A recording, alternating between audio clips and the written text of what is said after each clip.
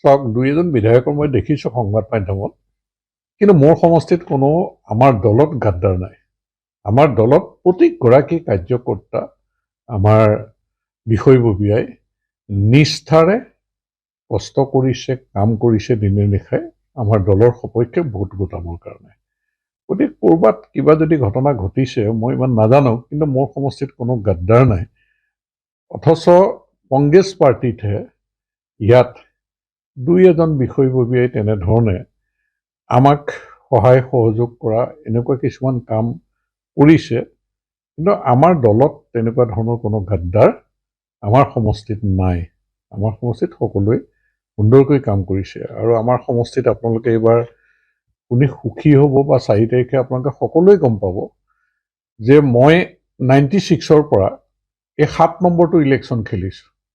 96ৰ পৰা মই নিৰ্বাচন খেলি ছবাৰ মই 5 বাৰ জয়যুক্ত হৈছোঁ, এবাৰ হাৰিছোঁ।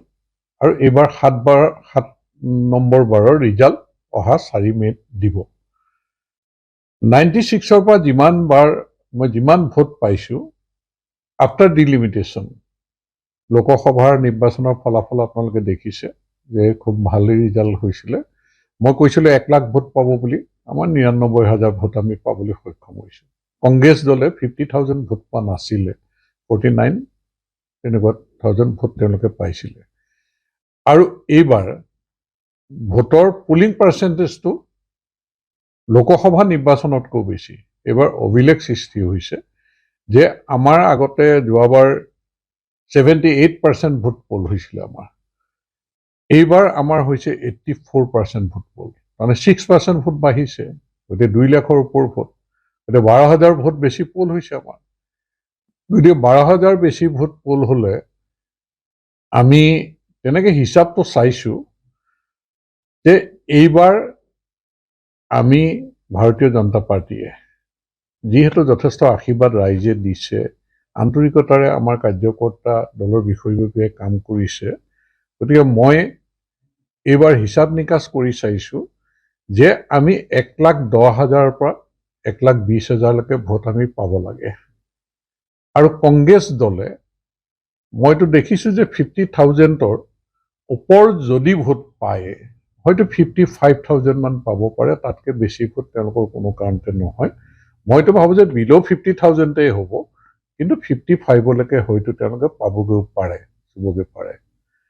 আৰু এইবাৰ ভোটৰ ডিফাৰেঞ্চটো আমি যদি 96 পৰা চাওঁ, আটাইতকৈ বেছি ভোটৰ ডিফাৰেঞ্চটো হৈছে আমাৰ 21 চনত আমি 24,000 ওপৰ ভোট ডিফাৰেঞ্চটো পাবলৈ আমি সক্ষম হৈছোঁ। কাৰণ 21 চনত আমি 85,000, প্ৰায় 85,000 ভোট পাইছিলোঁ, ডিফাৰেঞ্চটো 24,000 প্লাছ হৈছিল। আৰু এইবাৰ আমি 50,000 প্লাছ আমাৰ ডিফাৰেঞ্চ হ'ব। গতিকে আমি ভোট পাব লাগে 1,10,000 পৰা 1,20,000 পাৰো হ'ব পাৰে। আৰু কংগ্ৰেছে বিল' 50,000, আৰু যদি বেছি তেওঁলোকে পায় হয়তো 55,000 পাব পাৰে। আৰু ডিফাৰেঞ্চটো আমি 50,000 প্লাছ এইবাৰ অভিলেখ সৃষ্টি কৰিবৰ কাৰণে আমি সক্ষম হ'ম। এইবাৰ নদুৱাৰবাসী ৰাইজে সকলো জাতি ধৰ্ম বৰ্ণ নিৰ্বিশেষে হিয়া উজাৰি আমাৰ উন্নয়নমূলক কাম বা আমাৰ চৰকাৰে জনসাধাৰণৰ স্বাৰ্থত যিখিনি কাম কৰিছে, আমাৰ ৰাজ্যখনক সুৰক্ষিত কৰা, আমাৰ ৰাজ্যখনৰ জীৱন আৰু সম্পত্তিৰ নিৰাপত্তা নিশ্চিত কৰাৰ ক্ষেত্ৰত যিখিনি কাম কাজ কৰিছে, ইয়াৰ বাবে সন্তুষ্টিৰে সকলোৱে যি ভোট প্ৰদান কৰিছে, এইবাৰ অভিলেখ সৃষ্টি হ'ব। 7 নম্বৰ বাৰ নিৰ্বাচনৰ, বিধানসভা নিৰ্বাচনত আটাইতকৈ বেছি ভোট ভাৰতীয় জনতা পাৰ্টীয়ে আমি পাবলৈ সক্ষম হ'ম। আৰু মই ক'লোৱেই 1,10,000 ওপৰত 1,20,000 ক্ৰছো কৰিব পাৰে। কংগ্ৰেছৰ 50,000ৰ ওপৰ হ'ব নালাগে। আৰু যদি তেওঁলোকৰ খুব বেছি ভাল হয় তেতিয়াহ'লে 55,000 আৰু 50,000ৰ ওপৰ লিডত আমি জয়যুক্ত হ'ম।